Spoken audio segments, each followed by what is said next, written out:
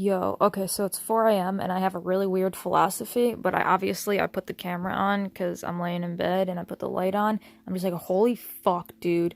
Look at that wall. Like, why is that all eh, dirty or whatever? Like, what the fuck is that? Like, that wall ain't like that. I just put the flash on it. Like, what? I can't even see. I don't have my glasses on or nothing.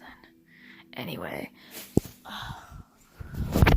the random thought that I had, and I am making no claims in the whole freaking universe, because why would I do that when all truths are true? But, oh god.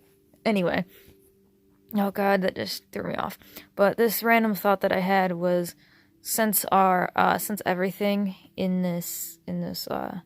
everything around us exists on a higher plane as well, kind of like, this is a very dense, view.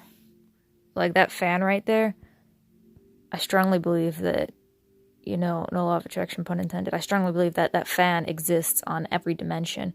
So there's like a higher non-physical version of that fan existing in those same coordinates or whatever you want to call it.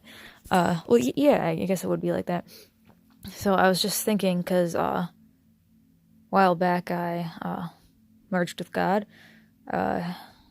in a higher dimension, and I was realizing what I was witnessing in the higher dimensions is, I was still witnessing like my life, but I was witnessing it through higher dimensional eyes.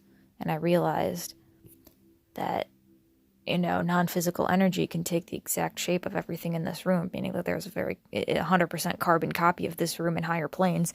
And I was just thinking, like, imagine living through your entire life, but like in a six-dimensional perspective. Like everything's the same, but would it be?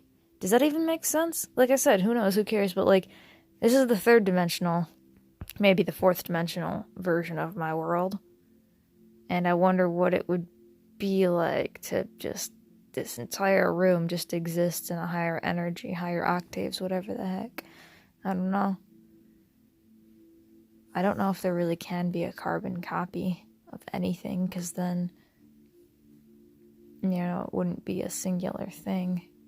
But if, like, God can make a square circle and create paradoxes and be formless, do you think he could create paradoxical forms? Something that is a square and a circle at the same time, if that's even what the philosophy meant. Meaning, how can I exist? And this started because I was, like, thinking, like, well, I wonder if I could exist in two places at once. Like, if there's an exact carbon copy of this frame of time, not just like, oh, one frame of time to the left, one frame of time to the right, and boom, you have a tesseract or a pentaract or whatever, like, each frame of time. But I mean, like, and the reason I got on this topic is as I'm thinking about just one frame of time, two pictures that are identical, but obviously they're not identical because they're two different pictures. But could two things of the same thing exist? Do you see what I'm saying? And I got on this topic because I was thinking about, my exact same life, but from a fifth dimensional perspective, from a sixth dimensional perspective, because when I merged with God, I realized that this entire room exists on a higher dimension. This entire everything exists on a higher frequency. And I guess I realized, well, it wouldn't be the same room if it's on a higher frequency, which inspired this entire ramble of sleep-deprived extravaganza, whatever the fuck I'm even going on about anymore at 4 a.m. Yeah, no claims at all, man. Just thinking myself to death. 'Tis all.